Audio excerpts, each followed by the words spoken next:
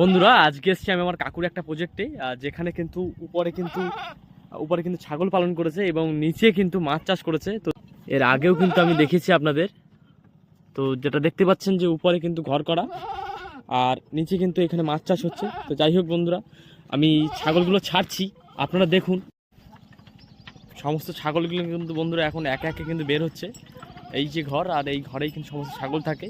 এবং এই ছাগলগুলো কোন প্রজাতির ছাগল আপনারা কিন্তু কমেন্টে অবশ্যই জানাবেন।